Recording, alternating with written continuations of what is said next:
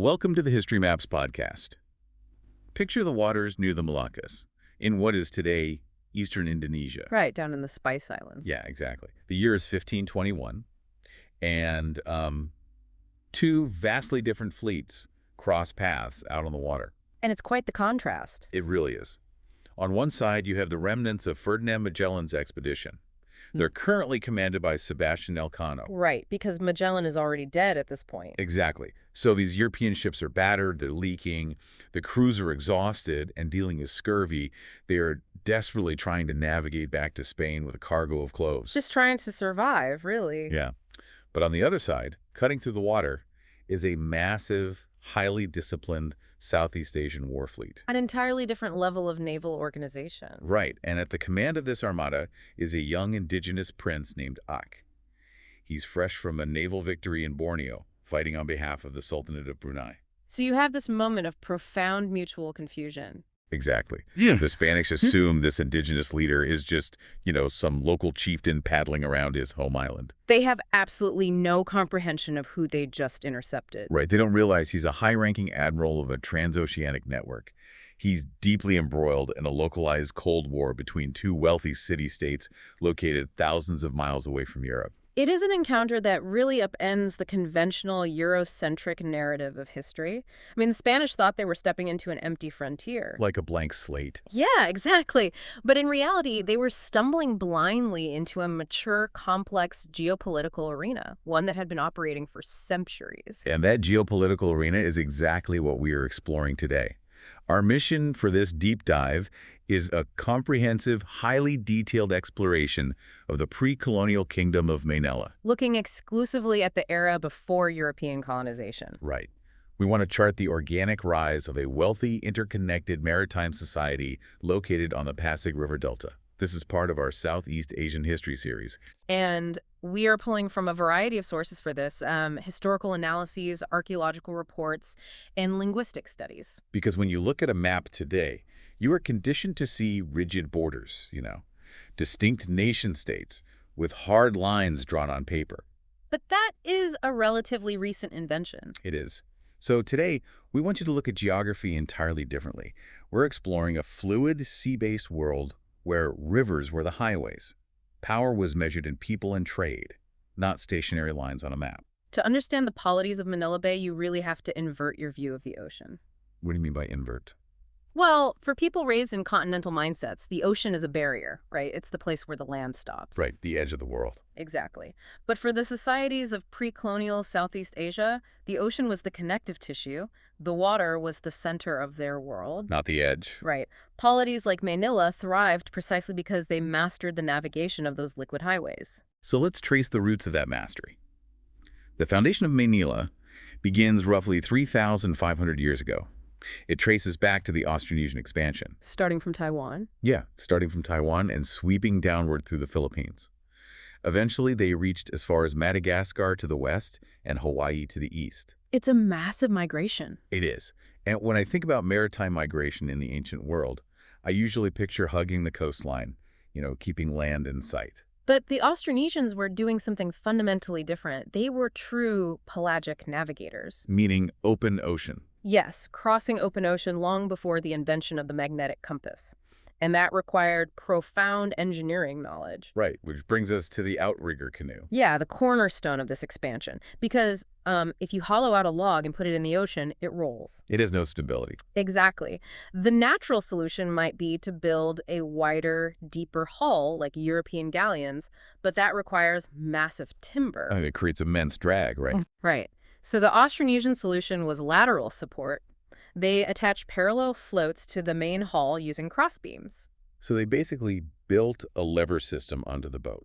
That's a good way to look at it. It gives you the stability of a massive ship, but retains the lightweight profile of a canoe. Precisely. It allows the vessel to ride over heavy ocean swells rather than trying to punch through them. And they paired this whole design with the crab claw sail. Which is an aerodynamic shape, right? Yeah, it captures wind efficiently and allows the vessel to tack against the wind. But, the hardware is only half the story. By the software. The navigation techniques, yeah. They were equally complex. They navigated by reading the night sky, memorizing star clusters. And during the day, they read the ocean itself. I've read about this. They could literally feel the presence of land before they could see it. Yes, through wave refraction, an island creates a disruption in the continuous ocean swell. Like bounce back effect. Exactly.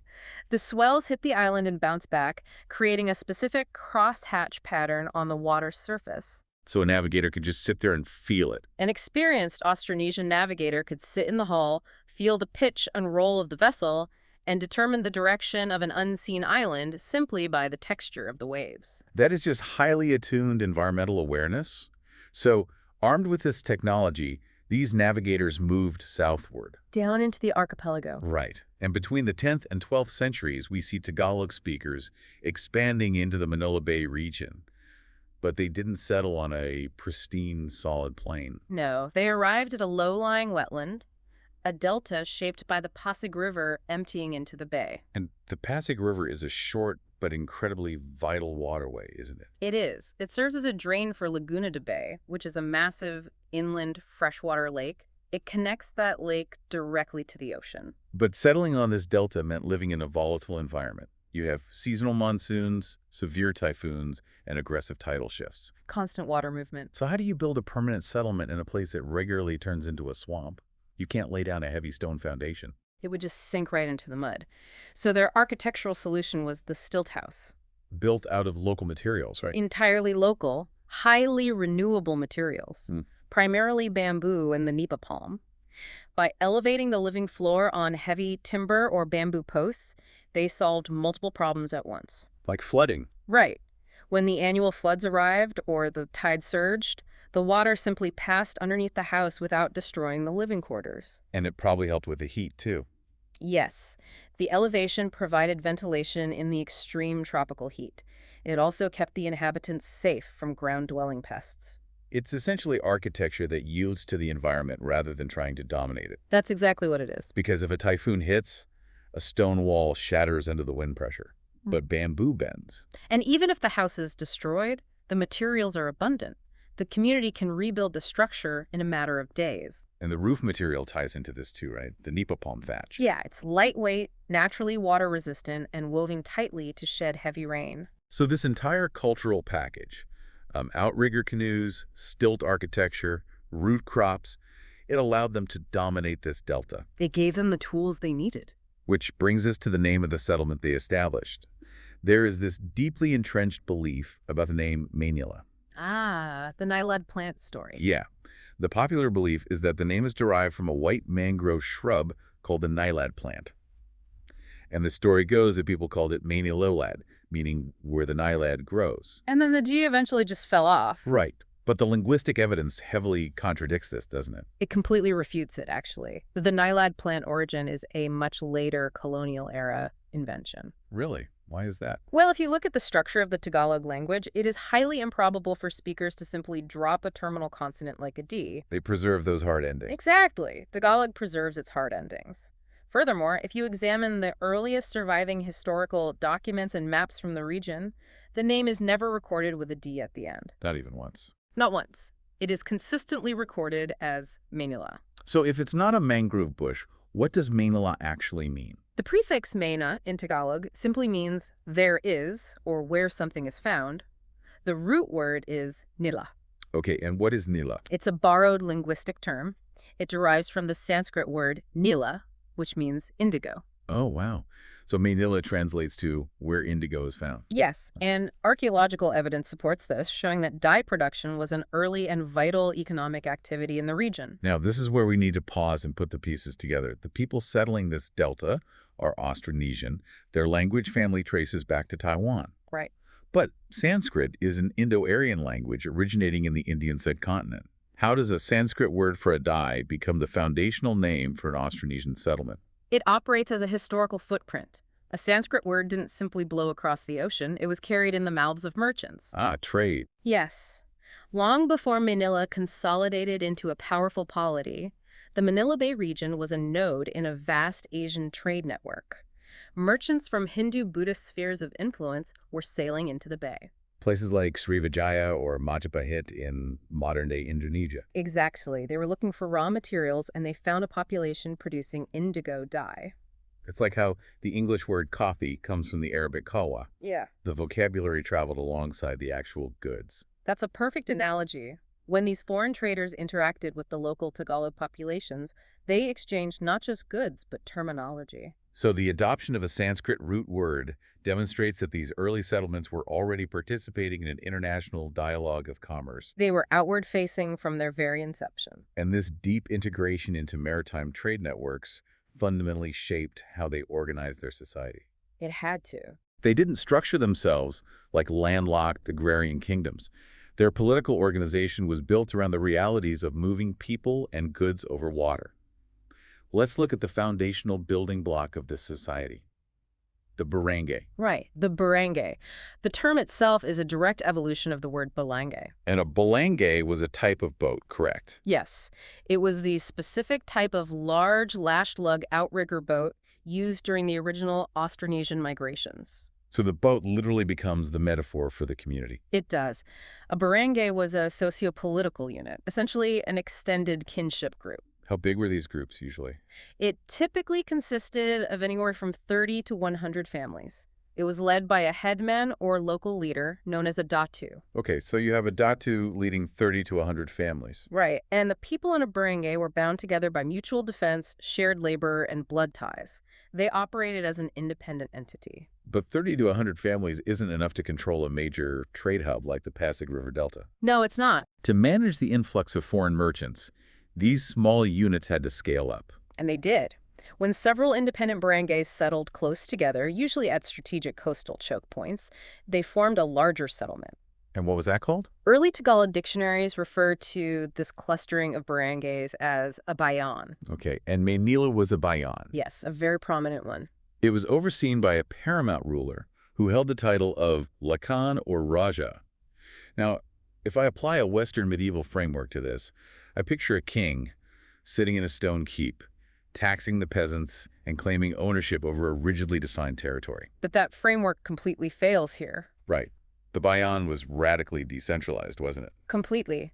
The Raja of Maynila was not an absolute monarch with a monopoly on violence. He didn't own all the land. And there were no hard borders. Exactly. There were no defended territorial borders like a wall defining where Maynila ended. Authority was based entirely on interpersonal loyalty structures and alliances. So it's less like a top-down monarchy and more like a modern franchise network. That's a really good way to visualize it. You have individual units, the barangays, under their respective datus, that retain autonomy. They manage their own crops and handle internal disputes. Right. But they align themselves with the Raja of the bayan to benefit from the collective security and the lucrative trade contacts. The branding, essentially. The Raja governed through consensus and personal prestige, not absolute coercion. So his power relied on what he could provide. Yes. A Raja's power was directly proportional to his ability to mediate conflicts, protect trade routes, and redistribute wealth to his followers. And what if he failed to do that? What if a Raja became tyrannical? Then a Datu and his entire barangay could simply pack up their outriggers and move to another river system. They would just withdraw their loyalty. That is a huge check on executive power. But wait, if the Raja doesn't have a centralized police force to enforce the law, how do they maintain order among thousands of people? It wasn't through state prosecutors, that's for sure. Right, like if someone steals from me, how does society not devolve into chaos? Order was maintained through customary law, known as adak, or batas. Adat was an orally transmitted legal code deeply embedded in the culture. And it focused on restitution, right? Yes, almost entirely on restitution and maintaining social harmony, rather than punitive imprisonment. Break that down for me. What does restitution look like in practice under Adat? Well, in a society where labor is vital and communities are tightly knit, locking someone in a cage is counterproductive. It removes a pair of working hands. Exactly. So under Adat, if you committed a crime, your objective was to restore the balance you disrupted. Meaning paying fines. Yes, usually paying fines in gold to the aggrieved party. Or, if you had no gold, rendering physical labor to them until the debt was settled. But what happens when the facts are disputed? Say I accuse you of stealing my harvest and you deny it. We don't have forensic evidence. How does Adat resolve a deadlock? When human testimony reached a standstill, they relied on a trial by ordeal. Deferring to the spirits. Right. They deferred judgment to the Anito. A common method was the boiling water ordeal. Okay, how did that work? A brass pot of water would be brought to a rolling boil, and a smooth stone would be dropped to the bottom. Both the accuser and the accused would have to plunge their hands into the boiling water and retrieve the stone. Physiologically, both people are going to get severely burned. It sounds like a mutual punishment. To a modern observer, yes, but the belief was that the ancestral spirits would protect the innocent. So they would examine the hands afterward. Exactly. Whoever showed fewer blisters or healed faster was deemed to have the favor of the spirits and was declared to be telling the truth. The psychology behind that is intense. If you were guilty, you know you were guilty. As you watch the water boiling, the terror of facing both physical pain and spiritual condemnation might force a confession before the ordeal even begins. That was often the intended outcome. And even if both parties go through with it, the community eventually makes a consensus decision based on the burns, providing a definitive end to the feud. Precisely. It prevents endless cycles of blood feuds. What about severe crimes, like murder? Even then, the penalty was rarely death or imprisonment. The perpetrator was required to pay blood money. A massive fine. A very massive fine in gold or goods to the victim's family. If they couldn't pay, they and potentially their family were cast into a state of servitude to the victim's family. To work off the blood debt. Exactly. That concept of servitude leads us directly into the social fabric of Maynila. We need to look closely at their class structure. Because it is entirely different from the rigid caste systems of India or the feudal serfdom of Europe. Right. The society was basically divided into three primary tiers. The Majanu, the Freeman, and the Alapin. Let's start at the top. The top tier is the Majanu, the ruling nobility. This is the class from which the Datas, the Lagans, and the Rajas emerged. And you needed a specific lineage to be Majanu, right? Lineage was required, but it wasn't enough on its own. You had to actively demonstrate wealth, leadership, and martial prowess to maintain that status. Okay, and below them were the Freemen. Yes, which consisted of two groups. The Timoa, who were the commoner class of farmers, artisans, and merchants, and the Maharlika, a specialized warrior class. The relationship between the Majanu and the Maharlika is really interesting. The Maharlika were bound to a specific Datu, right? They were. They acted as his personal guard and his marines during naval raids. But they weren't paid a standard salary. No. The Maharlika operated under a symbiotic contract. They provided military service, but crucially, they were expected to provide their own weapons, armor, and provisions. And in exchange for bearing their own costs. They were completely exempt from paying regular agricultural tribute to the Datu.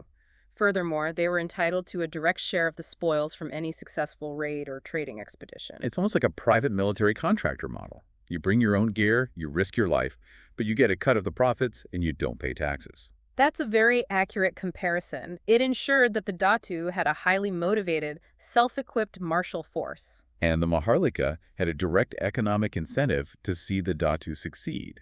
Then we reach the base of the social pyramid, the Alapin class. Now, early Spanish colonial records translated the word Alapin directly as slave. Which is a very problematic translation. Because when you hear slave, you picture Roman latifundia or the transatlantic slave trade, chattel slavery, where a human being is permanent, inheritable property. Right, and looking at how labor operated in Maynila, that translation is totally inadequate.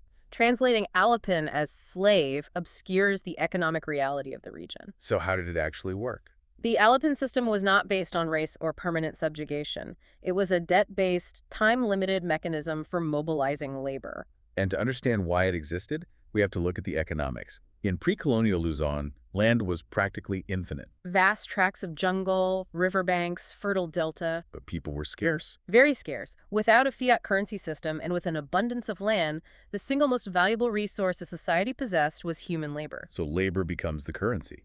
Exactly. If you committed a crime and owed a fine, or if you borrowed gold for a dowry and couldn't pay it back, you became an Alapin. Your labor paid off your obligation.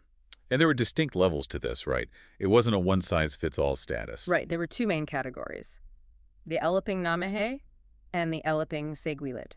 Walk me through the daily life of an Alaping Namahe. Say a typhoon wipes out my rice crop.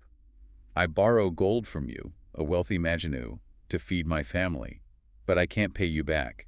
I become your Alaping Namahe. What happens to my Tuesday? Well, the word namahe literally translates to one who lives in their own house. So I don't lose my home. No, you retain your property rights, you keep your own fields. On a Tuesday, you wake up in your own stilt house. However, because you owe me a debt, a portion of your labor belongs to me. What does that look like? You might be required to spend 3 days a week cultivating my rice paddies. Or I might summon you to act as a rower on my outrigger canoe during a trading voyage. So I give you a percentage of my labor. Yes, you are literally working off the principal and interest of your debt through physical labor. I'm a part-time indentured servant, but I still have a private life. What about the other category, the alaping sagwaigwazid? The alaping sagwigrilid represents a deeper level of debt. These individuals did not own their own homes. They lived full-time within the household of their master. So they were entirely dependent. Yes, they relied entirely on the master for food, shelter, and clothing. In return, their labor was entirely at the master's disposal. How did someone end up in that category? This status was usually reserved for war captives, or those who had committed severe crimes and owed massive blood money, or individuals born into families carrying unpayable multi-generational debt. But the crucial distinction between this and chattel slavery is the fluidity. An alapin could transition out of this status. Social mobility was a core feature. An alapin could buy their freedom if they managed to acquire enough gold. Through side trading or finding gold. Exactly. Alternatively, their debt could be forgiven by the master after a period of loyal service, or a relative could pay it off. And once it was cleared, the individual was immediately restored to the status of a free man, a timawa, with no lingering social stigma. we also need to highlight the role of women within this social fabric. When we study ancient civilizations, we are so accustomed to seeing strict patriarchies. Where women are treated as property, yes. But Austronesian societies, and the Tagalogs of Maynila in particular, were exceptionally egalitarian. The agency women possessed was profound.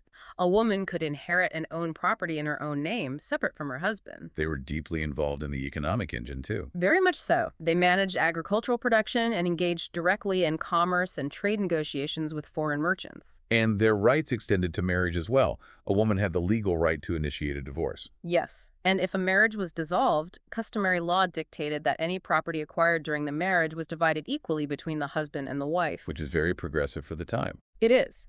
Furthermore, women held the supreme spiritual authority within the society, which we will get to.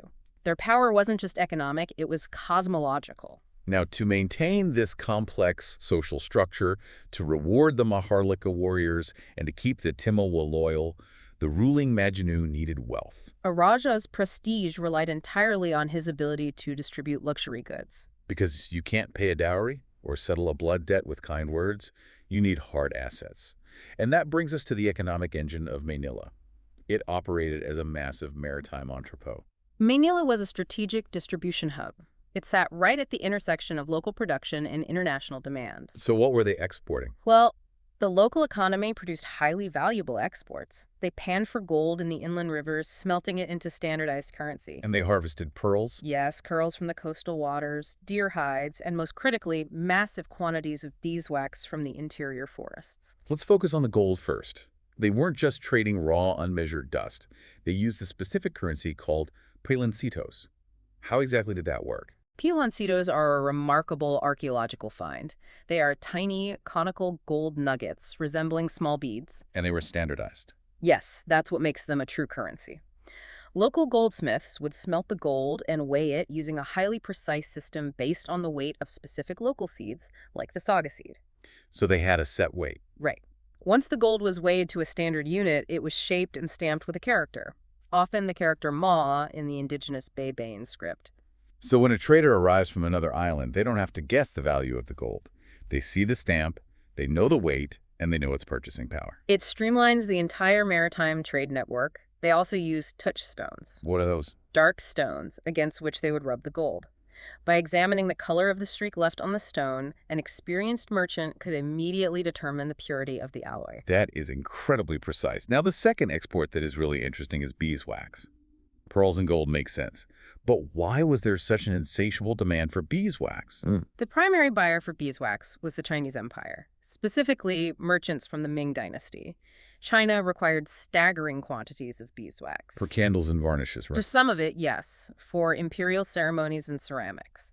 But the bulk of it was required for metallurgy. specifically the lost wax casting technique. Walk me through that process. Why does bronze casting require insect wax from the Philippine jungle?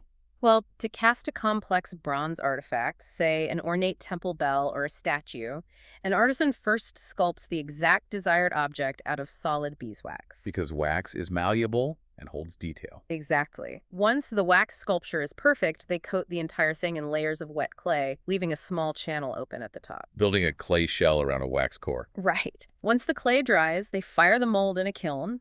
The clay bakes into hard ceramics, and the heat causes the beeswax inside to melt and pour out through the channel. So the wax is lost. Yes.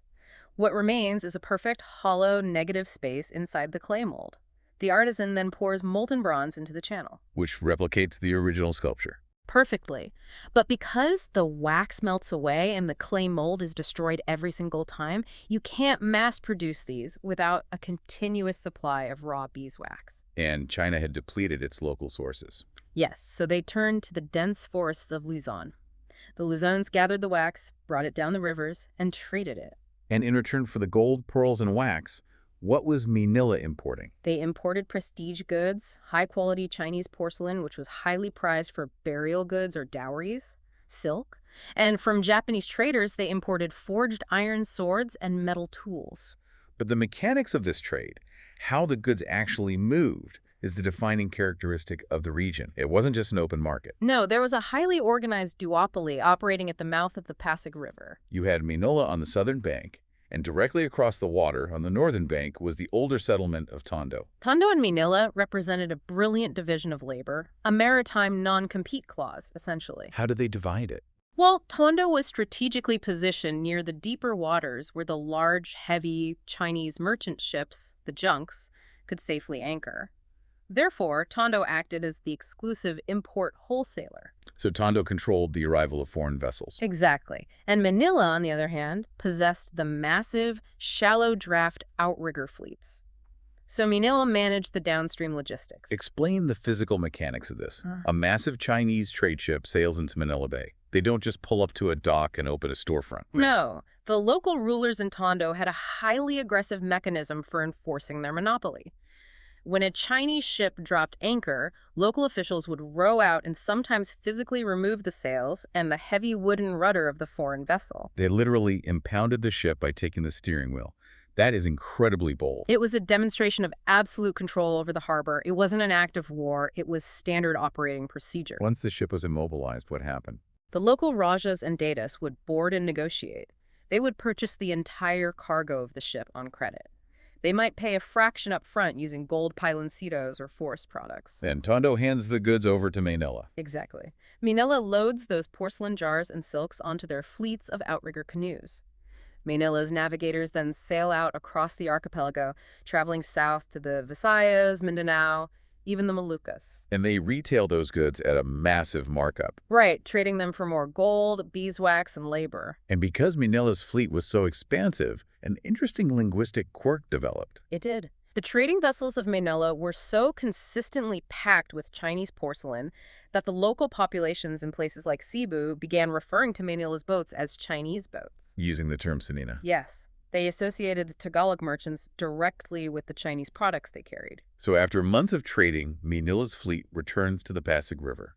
They pool their profits, pay off the remaining balance to the Chinese merchants waiting in Tondo, and return their sails and rudders. And then the Chinese ships sail back north. It is a sophisticated, credit-based supply chain.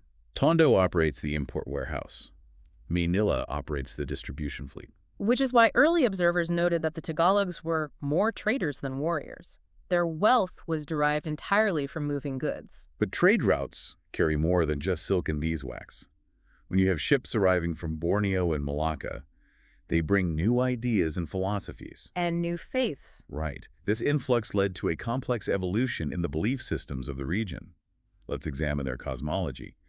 The indigenous Tagalog belief system was profoundly practical. It was rooted in their immediate environment. At the apex was a supreme creator deity named Bathala. But Bathala was considered distant, right? Yes, largely unapproachable for everyday concerns. The day-to-day spiritual life focused entirely on intermediary spirits known as Anito. What exactly does Anito encompass? Two distinct categories. The first are nature spirits. The unseen entities in the old-growth basalate trees, the river currents, the guardians of the mountains. And the second category. Ancestral spirits, the souls of departed grandparents and revered deities who still watched over the barangay. This isn't just a collection of superstitions. It's a framework for understanding causality.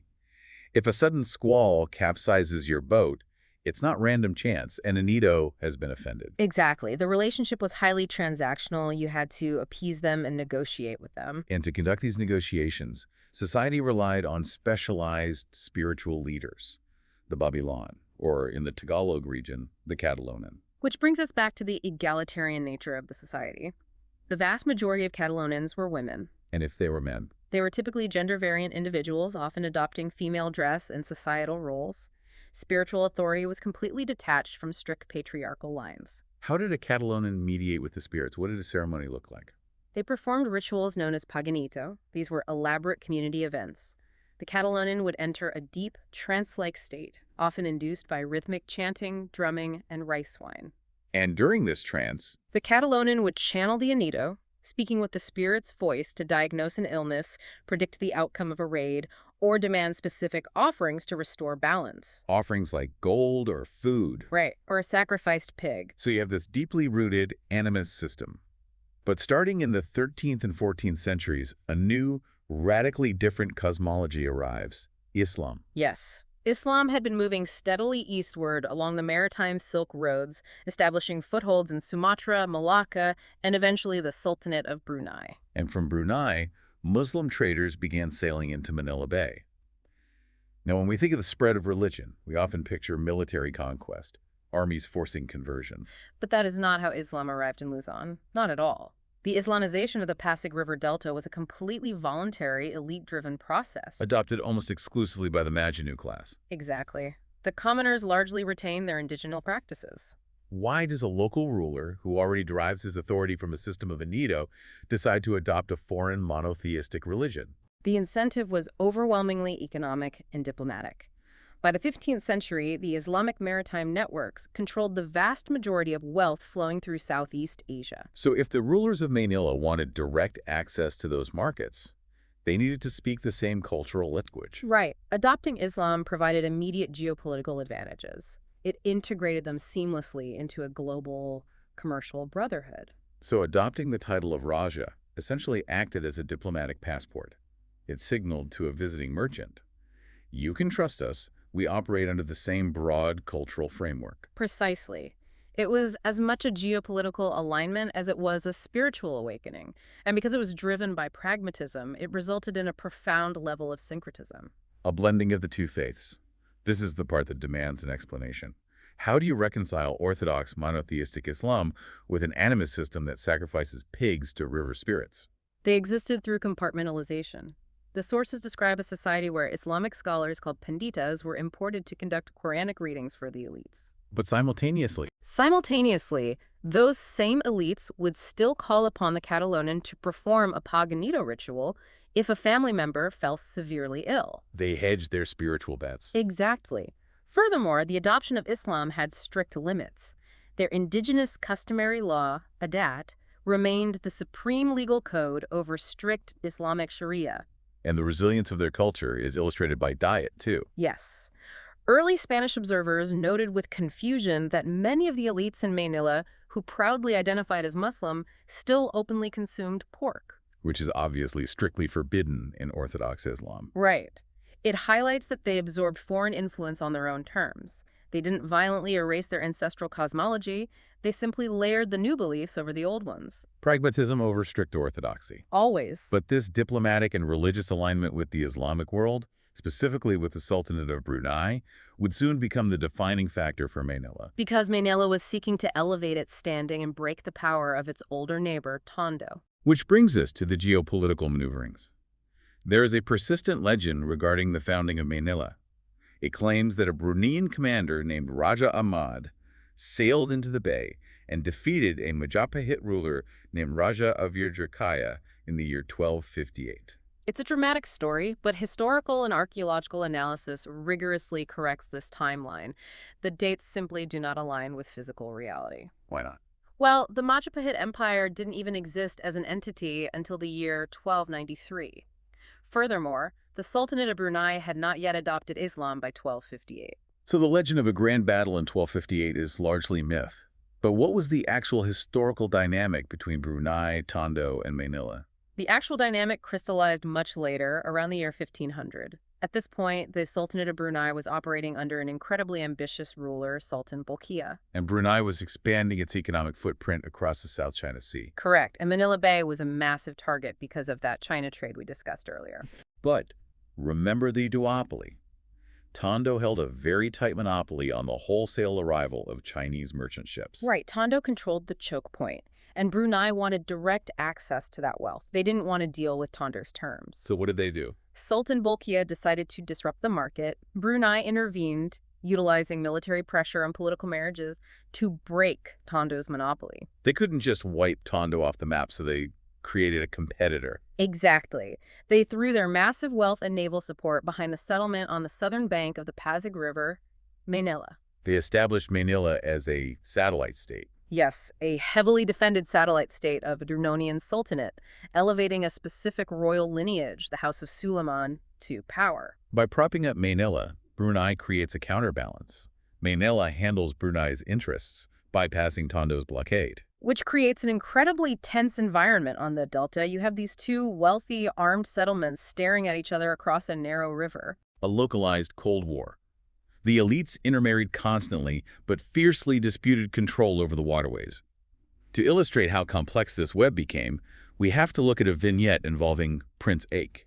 Aishi would later become known to history as Raja Matanda, but in his youth he was a prince of Maynila. Sometime before the year 1521, Aik observes his cousin, the ruler of Tondo, aggressively encroaching on Maynila's southern territories. Aik recognizes the threat. He goes to his mother, and his mother is not just a noblewoman. She is the paramount ruler of Maynila at the time. Another testament to the political power of women. Aik demands that she mobilize their forces and push back. But she refuses. Why? Perhaps she's trying to maintain a fragile peace, or she doesn't want to wage war against her own nephews in Tondo. Aik is furious at her inaction. So what does the young prince do? He utilizes the international network. Aik leaves Maynila, boards a ship, and sails hundreds of miles to the island of Borneo. He goes directly to the court of the Sultan of Brunei, and he's able to do this because the Sultan is his actual grandfather. A result of those political marriages established in 1500. Aik leverages his royal bloodline and asks his grandfather for military backing. And the Sultan agrees. He gives Aik command of a massive Bruneian naval fleet. Aik's plan is to sail this armada back to Luzon and force Tondo to respect Maynila's borders. It is a staggering piece of geopolitical maneuvering, bypassing his local chain of command to recruit a foreign superpower. Let's consider the counterfactual here. What if the Sultanate of Brunei had never intervened in the year 1500? It is highly likely that Tondo would have simply absorbed Maynila. Tondo would have remained the sole hegemon of the entire Luzon region. The trajectory of the archipelago's history would have been fundamentally different. But Brunei did intervene, and Aik did get his fleet. He spends time in Borneo proving his worth, commanding naval engagements, and it is his triumphant return voyage that leads directly to the collision of worlds we discussed at the very beginning. Which brings us back to 1521. Prince Aik is sailing back to Maynila. He has a multinational naval force under his command. He is fully prepared to confront his cousin. As his fleet is navigating near the Moluccas, they unexpectedly cross paths with unfamiliar ships. The remnants of Magellan's expedition, commanded by Elcano. They are desperate, starved, and trying to find their way home. Aik's fleet clashes with the Europeans. It's a sudden, chaotic engagement. Aik quickly realizes that the Europeans possess advanced, heavy artillery. Cannons that can shatter wooden hulls from a distance? But Aik isn't panicked, does he? No, he tries to outmaneuver them. He actually attempts to leverage this new European firepower for his own war with Tondo. If he can command those cannons, Tondo's defenses would crumble instantly. But the Spanish manage to overpower Aik's flagship. They board the vessel and capture Prince Aik. The Spanish detain him. Eventually, after tense negotiations, Aik is released, but only after his people pay a substantial ransom in gold and supplies that the starting Spanish desperately need. The irony of this situation is profound. You have the Spanish, assuming they are exploring an untamed frontier, capturing indigenous people they view as simple islanders. They have absolutely no comprehension of the scale of the world they have stumbled into. They detain this young man, extort gold to buy food, and let him go completely blind to the fact that they just captured an admiral of the Bruneian Navy. They just interrupted a transoceanic military maneuver involving two major city-states. This encounter perfectly encapsulates the true sophistication of the Luzones. They were not isolated tribes waiting to be discovered. They were outward-looking, politically savvy actors. They commanded multinational fleets, forged transoceanic alliances, and engaged in complex geopolitical chess for centuries. So as we conclude this deep dive, what does this all mean for us today? The Kingdom of Maynila challenges our modern obsession with drawing hard lines on maps. We are taught to view geography as a series of divided containers. But in Maynila's world, water didn't divide people. It connected them. Maynila's true power wasn't measured by the square mileage of land it physically occupied. Its power lived in the currents it navigated, the credit systems it managed, and the relationships it forged across the ocean. It forces you to consider, if we stop looking at the world as a collection of borders and start viewing it through the lens of connection and flow, how might that change how we view our own modern global networks? Are we more connected by the things that divide us than we realize? Thank you for listening. History Maps. Learn history visually.